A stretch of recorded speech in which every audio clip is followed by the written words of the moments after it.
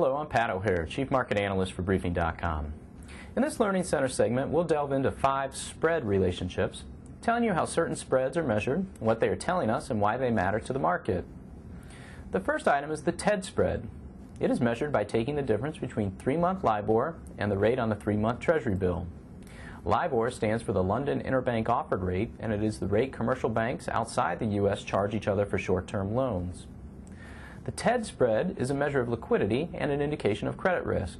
The reason it matters to the market is that a widening spread suggests liquidity is being taken out of the market as banks grow reluctant to lend to one another due to the growing fear of default risk. It is seen as a harbinger of the need, or lack thereof, for central banks to inject cash into the system. The second item is the TIPS spread, which is the difference between 10-year nominal Treasury notes, that is, the 10-year note that you hear most often quoted in the press, and 10-year Treasury inflation-protected securities, which is the basis for the TIPS acronym. The TIPS spread is a measure of inflation expectations.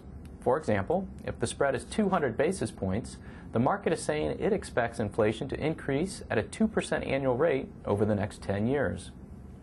This spread matters to the market because a widening spread indicates increased worry about inflation, whereas a narrowing spread reflects decreased worries about inflation. The TIPS spread is a window for the Fed to gauge inflation expectations, and thus it can help influence the direction of monetary policy.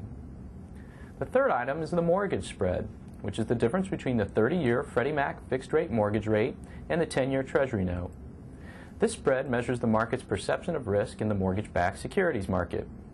If demand for mortgage-backed securities decreases, as seen in a widening spread, it implies there will be less liquidity in the housing market to help originate more loans. This understanding is why the market watches the mortgage spread closely. The fourth item is the swap spread. It is measured by taking the difference between a swap rate and the yield of a Treasury security with the same maturity. A swap, incidentally, is an agreement between two parties to exchange fixed for variable rate interest payments for a set period. The swap spread offers an indication of how the market feels about credit risk. Hence, it can be used to gauge risk appetite as it provides a sense of the market's thinking on counterparty repayment capabilities. The fifth item, finally, is the yield spread. It is measured by taking the difference between a long-term rate and the short-term rate on the Treasury yield curve. The difference between the 10-year Treasury note and the 2-year Treasury note is typically the spread relationship that gets the most attention.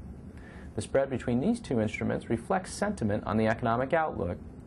The yield spread matters to the market since it is typically interpreted as a harbinger of economic growth, albeit not a perfect one, with a narrowing or negative spread seen as a sign of impending weakness, and a wider spread seen as a portent of growth. Note, however, that in times of uncertainty, a flight to the quality of U.S. Treasury securities can skew the thinking on the economic meaning of the spread relationship. We hope this has helped you gain a better understanding of some of the more widely talked about spread relationships. I'm Pat O'Hare for Briefing.com. Thanks for listening.